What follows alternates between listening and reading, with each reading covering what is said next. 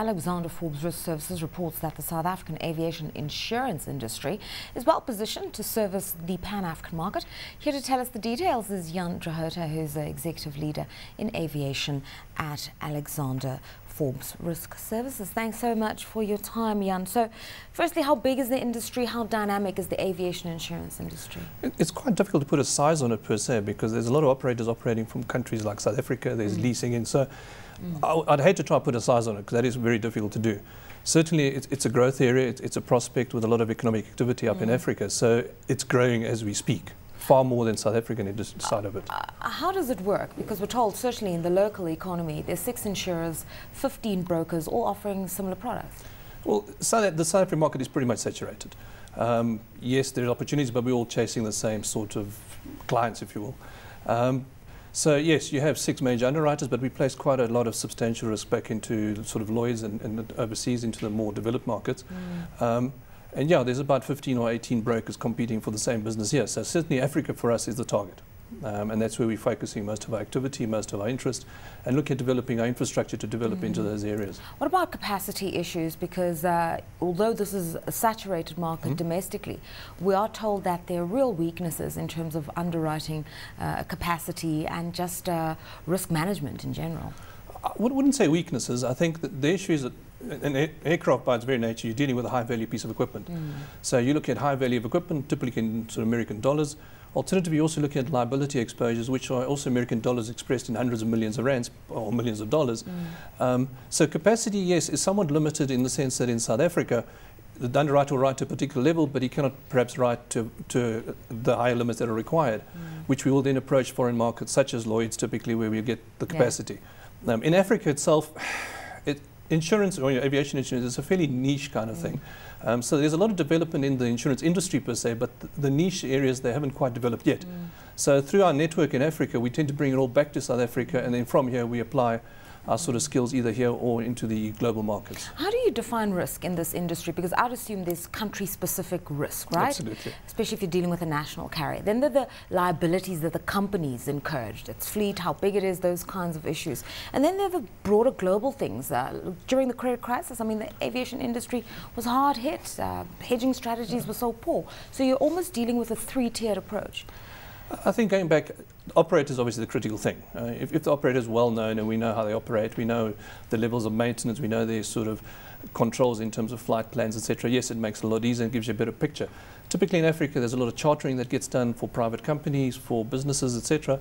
And there it's a bit more difficult. So there we tend to almost look at it on a aircraft by aircraft basis, or even on a usage per flight type of basis to get a better feel. Certainly politically, yes, it's an issue. Flying into Libya at the moment is a bit difficult. So yes, it depends on country specific, but more operator. We like to understand the operators. We need to understand exactly what they're doing. I mean, if this is a very pedestrian question, you're going to have to forgive me, because like I'm saying, you know, you have so many different kinds of operators, as you're saying. You've got these big national carriers, the SAAs, the Kenya Airways, and I think they provide a very lucrative source of business. Absolutely. Then there's this tendency, it seems, for business people to start using chartered flights as they go into Africa. So you've got these private operators, and then you've got the low-cost carriers as well, who also have a fleet, but not as extensive a fleet. Do you structure products differently for each category? Absolutely. I think, Drahota, most of the big carriers, the SAAs, etc., those are placed in South Africa or into global markets directly, and they operate from very sort of good bases like South Africa. It's the more private one-offs that you have to structure completely different, and you need to understand to a very large degree what they're actually doing.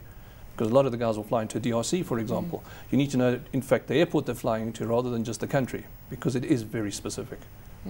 Okay, what about the fact that Africa in general is regarded as having very poor safety records when it comes to aviation, and as a result it presents its own incumbent risk? It's not just the property management factor, it's just the general environment. Look, I think Africa as a whole is a developing entity. And yes, a lot of the infrastructure, I suppose, in some instances is quite old and possibly not maintained. So it is difficult, but I think the risk is improving as opposed to getting worse. And there's a lot of emphasis being placed on development of airstrips, on specific operators and where they fly. So yes, the risk is heightened.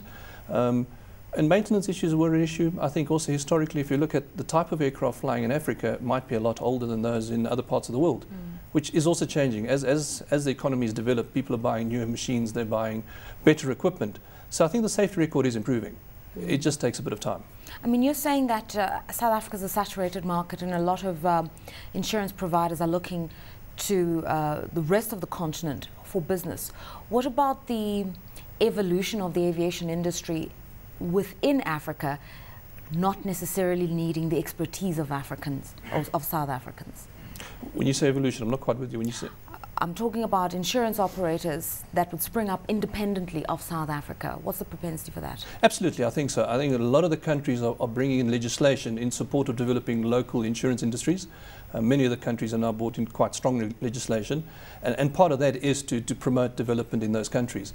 What we are finding in a lot of countries is that we have to place a portion of the risk locally in that country and thereafter reinsure the balance of the risk out.